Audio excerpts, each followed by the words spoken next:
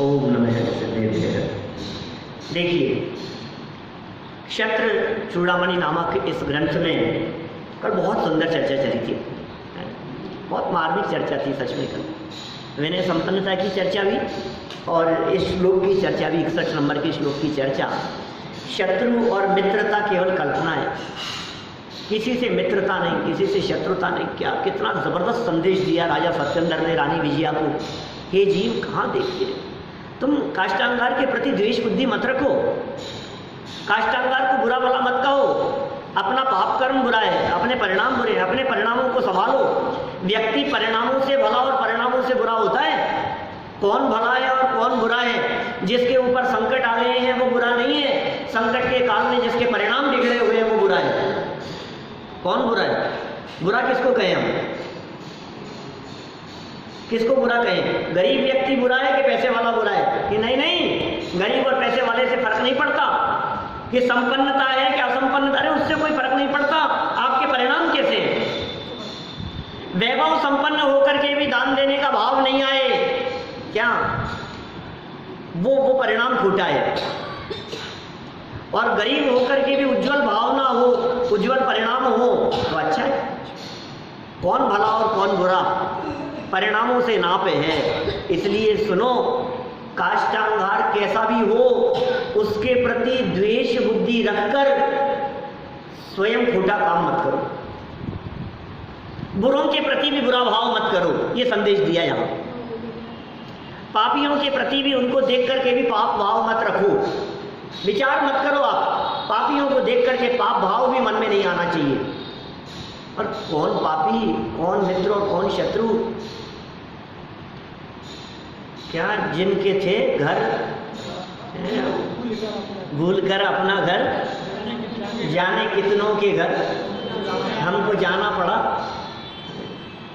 इस जहां में कई घर बनाए हमने, लेकिन फिर क्या हुआ?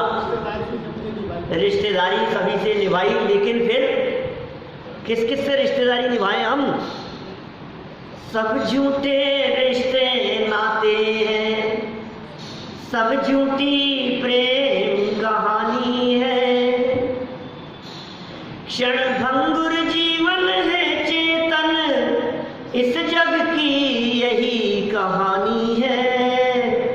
सब झूठे रिश्ते नाते हैं। कि नहीं साहब, क्या बात कर रहे हो? हमारा तो सच्चा रिश्ता है। क्या? हमारा तो पक्का है, हमारा तो जन्म जन्म का साथ है। जन्म जन्म का साथ तो है, लेकिन उस जन्म जन्म के साथ में पति पत्नी नहीं रहोगे। उस जन्म जन्म के साथ में कभी माँ बेटे हो जाएगा, कभी पिता पुत्र हो जाएगा, कभी भाई भाई हो जाएगा, कभी बहन भाई हो जाएगा, क्या कभी पुत्र पिता हो जाएगा। ये ऐसे संबंध चलते रहते हैं अनादि काल से, ये चले आ रहे हैं। तुम अनादि अनंत हो, इसलिए अपने आप को वर्तमान पर्याय जितना मानोगे तो राग द्वेष खड़े होंगे, शत्रुता और मित्रता का भाव खड़ा होगा। और यदि तुम अपने आप को अनादि अनंत चेतन स्वीकार करोगे, चैतन्य तत्व यदि तुम अपने आप को स्वीकार करते हो, तो फिर न राग खड़ा होता है न द्वेष खड़ा होता है।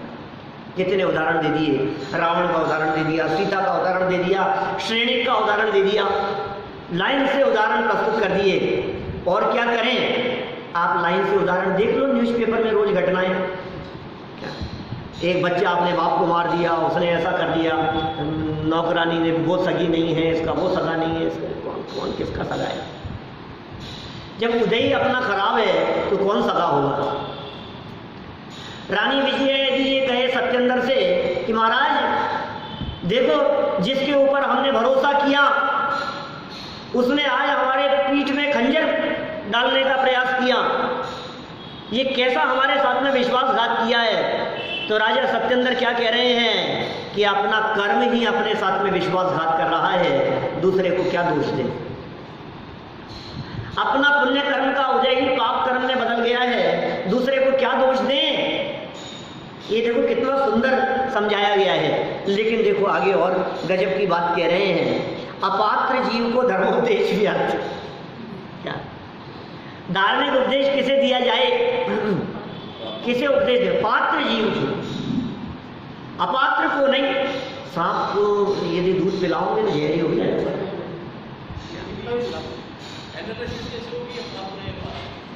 सामने वाला दिख रहा है ना, सही बात है। हमने उपदेश देने का प्रयास किया, हमने समझाने का प्रयास किया, लेकिन यदि वो सामने वाला तुरंत कुछ जवाब दे रहा है पलट करके, तो अब आप शांत रहो, ज़्यादा मत समझाओ। तुरंत बात समझ में आ गई हमारे कि अभी इसमें पात्रता नहीं है क्या, लेकिन वो ऐसा भी हो सकता है थोड़ी देर बाद में वो पात्र हो जाए। जब उसका क्रोध, जब उसका गुस्सा थोड़ा बहुत भी शांत हो और जब वो पात्र बन जाए तो फिर उसे आप उपदेश दे सकते हैं। रानी विजया के साथ में क्या हो रहा है, पात्र को बढ़ाना है ना। पात्र को पात्र आप कैसे बनाओगे, कोशिश हो सकती है, कुछ समझाने का प्रयास हो सकता है, लेकिन सावधानी रखना ऐसा नहीं हो अपात्र को दिया गया उपदेश वो आपकी पात्रता में कहीं विघ्न खड़ा कर दे। सीख ताको दीजिए, जाको सीख सुहाए, और वानरा को सीख देकर घर बया का जाए। ये कविता है हिंदी में कहीं। चंदन तो शीतलता नहीं छोड़ता, बोले से कोई भी आए। हाँ ठीक बात है, लेकिन जबरन तो नहीं देता है दूसरे को जा करके, जो उसके पास में आए उसे सहज शीतलता मिलेगी। चंदन का स्वभाव ही अपने आप में शीतलता है, तो हमारा लाइफ ही अपने आप में उपदेश है, हम उपदेश नहीं देंगे। पात्र जीव होगा तो उपदेश देंगे। देखो क्या किया, रक्षाबंधन की कथा भी आप सबने सुनी है, बीता है अभी 5 दिन पहले, निकला है 4 दिन पहले। क्या किया बताओ उन्होंने, अकंपनाचार्य ने, सुनी थी कथा? क्या किया अकंपनाचार्य ने? चारों मंत्री आ रहे हैं राजा के साथ में, मौन लेना सब, कोई उपदेश देने की जरूरत नहीं, उनसे चर्चा करने की जरूरत नहीं। क्या किया ये कि साहब आप मुनिराज हो, आप किसी को उपदेश नहीं दोगे तो फिर कौन देगा? कि नहीं, अपात्र जीवों को उपदेश नहीं। और श्रुत सागर मुनिराज ने किया तो फिर क्या रिजल्ट निकला? अपात्र जीवों को समझाने का प्रयास नहीं। मतलब हमारे महामुनिराज जैसे भी, आचार्य परमेश्वरी जैसे भी अपात्र जीवों को उपदेश देने का प्रयास नहीं करते। वे भी जानते हैं अपात्रों के साथ में उपदेश देने का किया गया प्रयास संकटों को निमंत्रण है, वे भी इस बात को जानते हैं। तो हम तो साधारण गृहस्थ हैं, अपात्र को ज़्यादा समझाने की कोशिश की ना कि तुम चला करो मंदिर, तुम्हारा भी जाना, तुम भी नहीं जाओगे कल से। अब लोग, अब ये उल्टा संकट आ गया हमारे माथे पर। हम ज़्यादा समझाने की कोशिश कर रहे थे, क्या करें बोलो, कलह ना हो ये प्रयास करना है। खैर देखो, यहाँ तो कथा को आगे बढ़ा रहे हैं, रानी विजया को समझा रहे थे राजा। अभी आगे एक नीतिकारों ने नीचे बात कह दी, इति धर्म वचस्तस्या लेभे नैव पदम हृदि दग्धभूम युक्त बीजस्य नरय कुर समर्थता। क्या इस प्रकार नीति युक्त वचनों ने उस विजया रानी के हृदय में स्थान नहीं प्राप्त किया। कितना भी समझा लो नहीं समझ में आ रहा है। वो समझा रहे हैं काष्टांगार के प्रति द्वेष मत रखो, लेकिन ये जो नीति के जो वचन कहे राजा ने, इन वचनों को रानी विजया ने अपने हृदय में स्थान नहीं दिया। निश्चय से जली हुई पृथ्वी में बोए हुए बीज के अंदर अंकुर पैदा होने की शक्ति नहीं होती है। पृथ्वी यदि जली हुई हो ना, और वहाँ यदि बीज बो दिया जाए तो अंकुरित होने की शक्ति नहीं होती। जली हुई भूमि में वहाँ बीज अंकुरित नहीं होगा, क्योंकि भूमि अंदर से जली हुई है। देखो हिरोशिमा नागासाकी पर जहाँ बम गिरे, आज भी वहाँ भूमि बंजर है, खेत खलियान नहीं है, वहाँ पेड़ पौधे नहीं उगते हैं, वो भूमि बंजर होगी। क्योंकि जहाँ भूमि जल गई है ना, वहाँ जली हुई भूमि में वो पात्रता ही नहीं बची है। आप कितना भी बीज डालने का प्रयास करो, वो अंकुरित नहीं होगा। ऐसे ही कह रहे हैं, जिसका हृदय जल रहा है, जिसका अंतरंग जल रहा है, जो जीव अंदर से कषायों से जल रहा है, उस जीव में हम ये तत्व ज्ञान रूपी बीज डालने का प्रयास करेंगे तो क्या होगा? तत्व ज्ञान रूपी बीज डालने का यदि प्रयास किया तो वो बीज बेकार जाएगा। अंकुरित नहीं होगा। देखो सरल अर्थ, वस्तु स्वरूप का यथार्थ ज्ञान कराने वाला उपदेश भी रानी विजया को हृदयंगम नहीं हुआ, क्योंकि जली हुई भूमि में बोया गया बीज व्यर्थ ही जाता है। क्या करें, अभी समझ में नहीं आएगी, उसको नहीं समझ में आ रही है, क्या करें अभी, क्या करें। रानी को दोष भी क्या दे दें, राजा ने भी क्या दोष दिया होगा, लेकिन क्या करें, अब दिख रही है स्थिति। देखो विशेषार्थ, भगवान महावीर के जीव मारीची को समव शरण में दिव्य ध्वनि से सर्वोत्तम उपदेश मिला। भगवान महावीर स्वामी का जीव मारीची सर्वोत्तम उपदेश मिला, इससे अच्छा उपदेश तो नहीं हो सकता। उपदेश दाता साक्षात तीर्थंकर हो, इससे अच्छा उपदेश तो नहीं हो सकता। सर्वोत्तम उपदेश मिला और उपदेशक भी तीर्थंकर भगवान आदिनाथ जैसे सर्वोत्कृष्ट वक्ता थे। क्या उपदेशदाता भी सर्वोत्कृष्ट वक्ता थे, तो भी उपदेश और उपदेशक दोनों व्यर्थ सिद्ध हुए। आदिनाथ भगवान का भी असर नहीं हुआ, उनके उपदेश का भी असर नहीं हुआ। उपदेशक आदिनाथ स्वामी और उपदेश उनकी दिव्य ध्वनि दोनों निरर्थक सिद्ध हुए। निरर्थक नहीं थे, उसके लिए निरर्थक सिद्ध हुए। जगत के जीव तो उन उपदेशों को सुनकर के आत्मकल्याण कर ही रहे थे, तो निरर्थक किसके लिए सिद्ध हुए? मारीची के लिए निरर्थक सिद्ध हुए। क्या करें? यहाँ जो नीति लिखी जा रही है ना कि अपात्र को उपदेश मत दो, वो गलत लिखी जा रही है। जिसको जो काम करना है वो अपना काम करेगा, जिसको जैसा जहाँ जैसा होना है ना।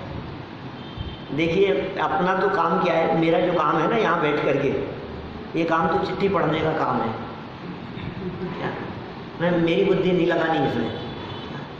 आचार्यों ने गलत लिखा है कि सही लिखा है, ये निर्णय नहीं करना है। आचार्य ने जो लिखा है उसे सही बतलाना है, ये काम है। इन्होंने जो नीति गलत लिखी है आचार्य देव ने, ये वादी सिंह आचार्य के ऊपर उंगली में नहीं उठा सकता, लेकिन उन्होंने जो लिखा है वो किस विवक्षा से सही है मैं ये बता सकता, ये बताना मेरा काम है। वे क्या कह रहे हैं? वे कह रहे हैं मत दो मतलब मत दो, मतलब कोई ना कोई रीजन होगा उसके पीछे, अपनी बुद्धि मत लगाओ। वो कह रहे हैं नहीं देना मतलब नहीं देना। हम इतने बड़े हैं, अपने आप को इतना होशियार समझते हैं। छोटे छोटे से बच्चे जब किसी मैटर पे आर्ग्यूमेंट करने लगते हैं, हम कहते हैं बस कह दिया ना, कोई तर्क नहीं, जब कह दिया नहीं करना तो नहीं करना।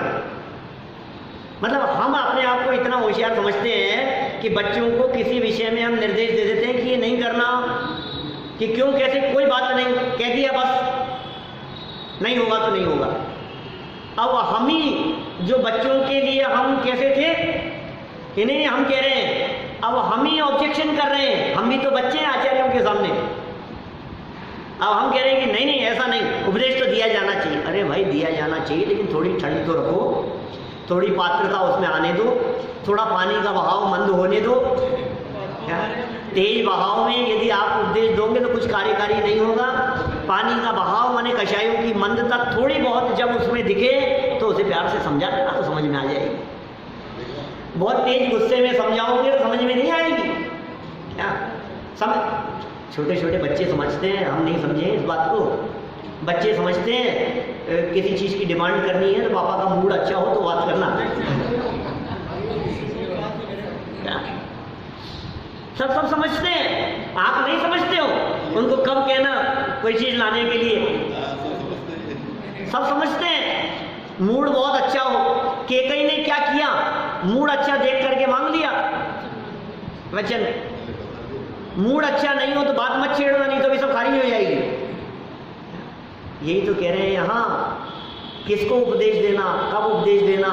जब सामने वाले का मूड सही हो तो उपदेश कार्यकारी होगा। तो मूड सही होने का मतलब वो पात्र बन गया, उस पात्रता की बात है। उसका मूड सही है, आपने उसको आने देखो। मूड क्षेत्र के हिसाब से भी बनता है, कभी कभी परिस्थिति के हिसाब से भी बनता है, कभी कभी काल के हिसाब से भी बनता है। जैसे फॉर एग्जाम्पल आप किसी व्यक्ति को सावन के महीने में यहाँ आने की बात कहो तो उसकी तुलना में भादवे के महीने में सुनने के लिए आने में उसकी पात्रता थोड़ी ज़्यादा पकेगी। उसको कहो ना कि भादवे का महीना चल रहा है तो उसको भी लगेगा हाँ यार साल में 1 महीना तो कम से कम, चलो ठीक है कोई बात नहीं, कल से आता हूँ आपके साथ में। आप उसके बिजनेस के समय, उसके सीजन के समय, उस समय कहो अरे भाई साहब तुम कर लो धर्म, हमें थोड़ी कमाई कर लेने दो, उल्टा उपदेश मिल जाएगा आपको। तो देखो एक तो हमने काल की बात कही, कभी कभी परिस्थितियां वश जिस व्यक्ति का तीव्र पुण्य का उदय चल रहा है वो अपने पंचेंद्रिय विषय भोगों के अंदर मस्त है, ऐसे समय में उसको समझाओ तो कि यार हमें धर्म की जरूरत नहीं है, वो क्या कहेगा। और थोड़ा सा यदि पाप कर्म का उदय आ जाए, थोड़ी प्रतिकूलताएं आ जाए, कोई दुर्घटना घट जाए, किसी तरह का कोई लॉस लग जाए, ऐसे समय में यदि उसको धर्म की शरण की बात कहोगे तो शायद उसके समझ में कुछ आ जाए। ये परिस्थितियां तो बहुत से लोगों को के लिए काल अनुकूल काल देख करके, बहुत से लोगों की परिस्थितियां देख करके, ठीक है ना, समय देख करके, माने अलग अलग तरह के प्रसंग हो सकते हैं, तात्कालिक परिस्थितियां भी उसमें कारण हो सकती है। तो और कभी कभी अवसर देख करके कि आज इनके साथ में ये मना नहीं करेंगे, आज मौका अच्छा है, मंदिर में 3 दिन का आयोजन हो रहा है, अभी मौका अच्छा है, इस बहाने।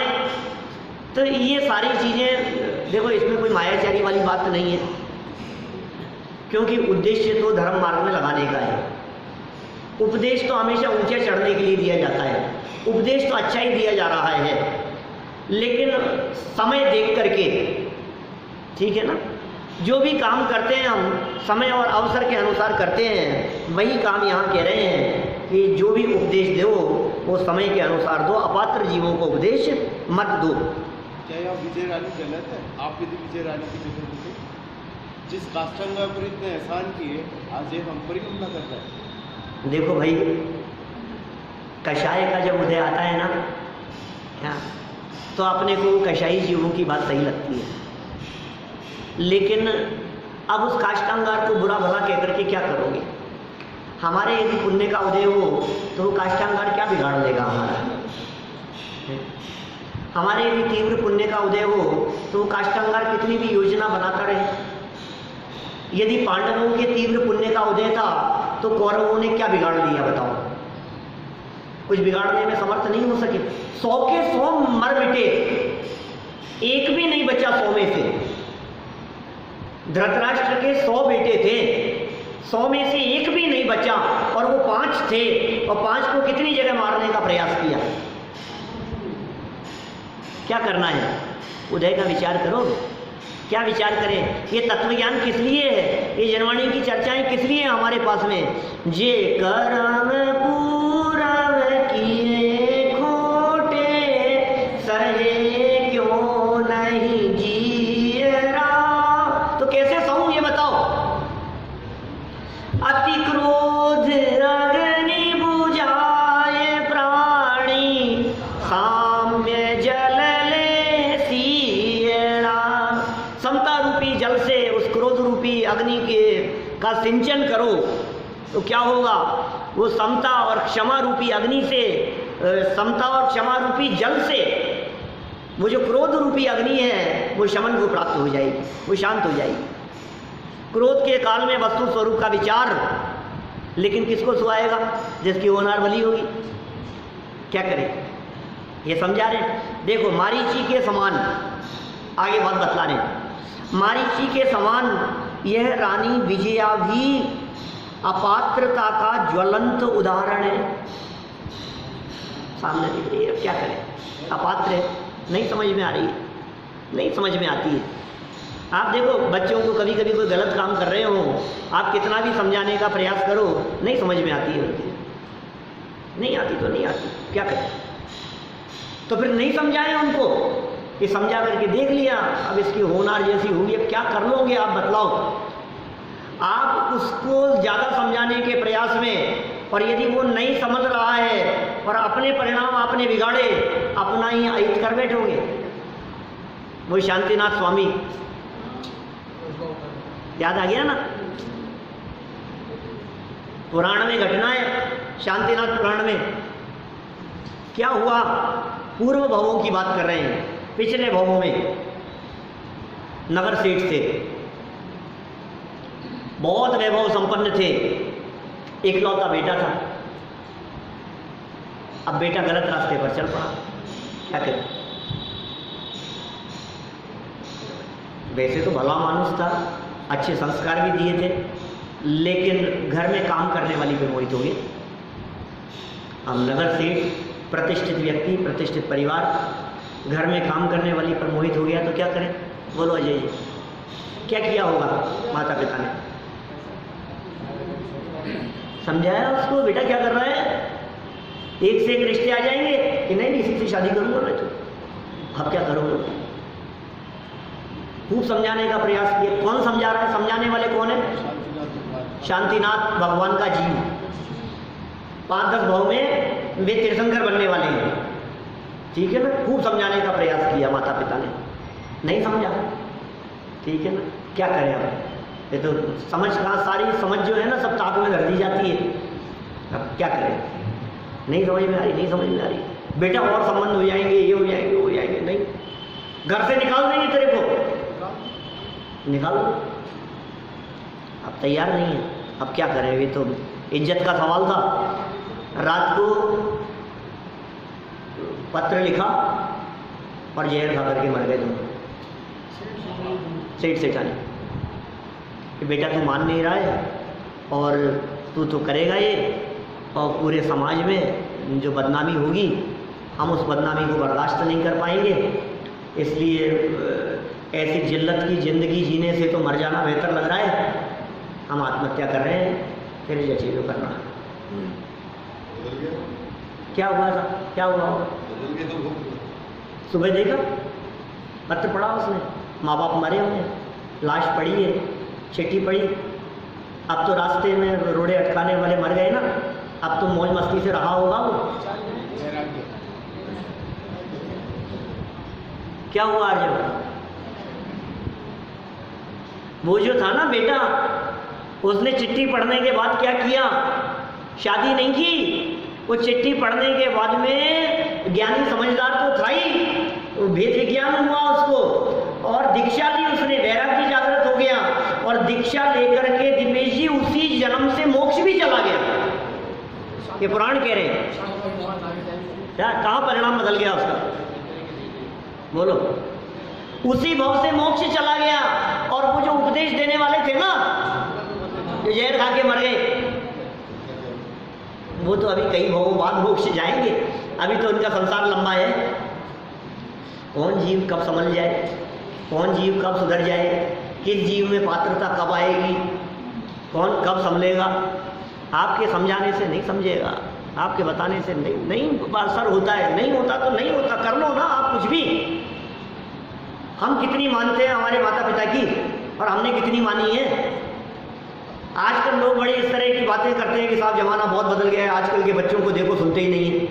कि तुमने सुनी थी अपने पिता की, तुम सुनते थे, सुनो। महर्षि ने नहीं सुनी अपने बाप की, अपने दादाजी की नहीं सुनी उस जमाने में भी। तुम किसको समझाओगे, किसी हाल में किसी को नहीं समझा सकते, हर हाल में स्वयं को ही समझना होगा। दूसरे को समझाने का प्रयास ये जबरदस्ती पत्थरों से सर फोड़ने जैसा है। आप किसी को नहीं समझा सकते हो तो क्या करें, खुद समझ जाओ।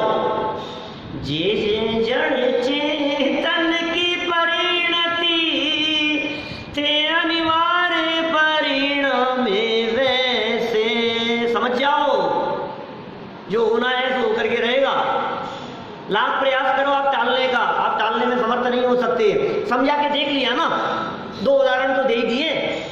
एक उदाहरण दे दिया महर्षि का, दूसरा उदाहरण दे दिया सत्येंद्र समझा रहे हैं रानी विजया को, अब नहीं समझ में आ रही है।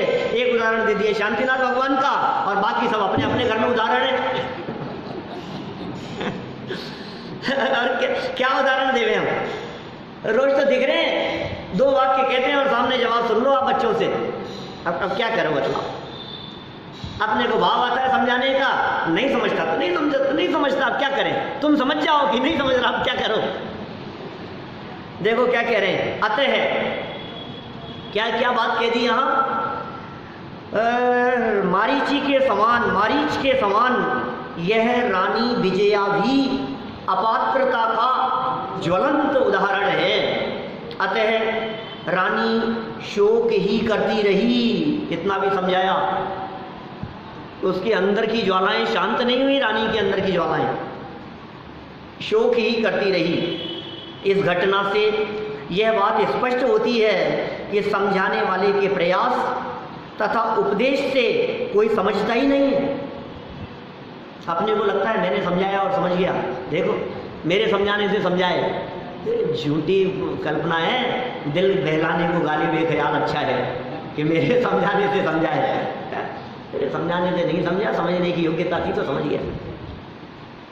तेरे को नहीं नहीं साहब क्या बात कर रहे हैं, मेरे बेटा तो इतना आज्ञाकारी है, मैं कोई बात कहूँगा वो टाल देवे, ऐसा होता ही नहीं है। बहुत बार आजमा करके देखा है मैंने, मतलब वो हमारी बात को कभी नहीं टालता कि सुनो आज तक कभी तुमने अपने बेटे के विपरीत बात नहीं की होगी, उसके मन के विपरीत बात कह करके देखना, फिर पता लगेगा कितना आज्ञाकारी है। ये जो आज्ञाकारी तो दिखाई दे रहा है ना तुम्हारे को, ये तब दिखाई दे रहा है जब बेटे ने पूछा कि पिताजी पिक्चर देखने चला जाऊं, कि हाँ बेटा जाओ। जो कितना आज्ञाकारी है, मैंने कहा तू गया है, पूछ करके गया है कि तुम एक बार मना करके देखो उसको, यार क्या आप मना ही कर रहे हो जबरदस्ती। अब मैंने तो कह दिया दोस्तों को, ये क्या हुआ है, ये पलट करके सामने जवाब आना शुरू हो गया। क्या करें भाई, समझाने वाले के प्रयास और उपदेश से कोई समझता ही नहीं है। समझना होता तो मारीची ऋषभदेव के समूह शरण में समझ जाता, लेकिन समझने की पात्रता जब जागृत हुई तो दो मुनिराज उस शेर की अवस्था में समझने की पात्रता जागृत हुई उसी मारीची को। कोई समझाने वाला नहीं दिख रहा है, कोई पढ़ा लिखा नहीं है, कोई बुद्धि नहीं है, हिरण को फाड़ करके खा रहा है, लेकिन पात्रता अंदर में दिख रही है। तो मुनिराजों ने भी उपदेश दिया, पात्रता दिख रही है, ये पात्र जीव है, इसको उपदेश देना चाहिए, इसके समझ में आ जाएगी। समझ में आ गई उसकी, मांस भक्षण छोड़ दिया, हिरण को खा रहा था, खाता खाता भोजन छोड़ दिया, शुद्ध सात्विक भोजन करने लगा, पानी भी झरनों का हिला करके पानी पीने लगा, सूखी घास खाने लगा। बोलो आप क्यों? क्योंकि अब काल बदल गया है, अब समय बदल गया है। अब ये वो जीव जिसका अनंत संसार था ऋषभदेव के समूह शरण में, कोड़ा कोड़ी सागर का काल बीत गया है और अब समय कैसा आ गया है, अब तो इसके आगे बढ़ने का काल आ गया है। अब तो ये जीव अल्प काल में परमात्मा बनने वाला है। अरे जिसके ऊपर किसी के उपदेश का असर नहीं होता था, अब वो इस तीन लोक के जीवों को उपदेश देने वाला बनने वाला है, वो स्वयं उपदेशदाता बनने वाला है। देखो, समझाने वाले के प्रयास तथा उपदेश से कोई समझता ही नहीं है। ये बात समझ में आ रही है क्या? ये बात समझ लो कि समझाने से कोई समझता नहीं, किंतु समझने वाला अपनी पात्रता से, अपने पुरुषार्थ से स्वयं समझना चाहे तो समझ सकता है। जो समझना ही नहीं चाहे तो कैसे समझाओ? कर ली हमने बहुत कोशिश, वो समझना ही नहीं चाहता। जो सोया हो उसे तो जगाया जा सकता है, लेकिन जो नींद का बहाना बना करके पड़ा हो उसे कैसे जगाएं? उसे कैसे जगाएं बताओ? जो समझना चाहे उसको तो समझा सकते हैं, जो उठना चाहे उसको तो उठा सकते हैं, लेकिन जो उठना ही नहीं चाहता उसको कैसे उठाएं? उपदेश और उपदेशक को तो निमित्त कहा जाता है। ये उपदेश भी निमित्त है और उपदेशक भी निमित्त मात्र है। काम तो वही होता है जो वस्तु की अपनी परिणमन की योग्यता से, अपनी उपादानगत योग्यता से होता है। इसलिए निमित्तों से दृष्टि हटाओ और उपादान को देखने का प्रयास करो। इसका मतलब ये हुआ निमित्त है, अगर उसकी बात निमित्त मात्र है, वाला हो गया तो एक समझाने वाला भी निमित्त है, उपदेश देने वाला भी निमित्त है। अब योग्यता नहीं थी तो ये निमित्त कुछ नहीं कर पाएगा, निमित्त है ही। योग्यता थी तो निमित्त बन जाएंगे। इसलिए भाई अपनी योग्यता को हमें डेवलप करने का प्रयास करना चाहिए। पात्रता और योग्यता यदि हमारे अंतर में डेवलप होगी तो निश्चित रूप से काम हुए बिना नहीं रहेगा। हम सभी अपात्र को उपदेश न देवें और स्वयं उपदेश ग्रहण करने के लिए अपने में पात्रता डेवलप करें। इसी भावना से बात को यहीं विराम दें।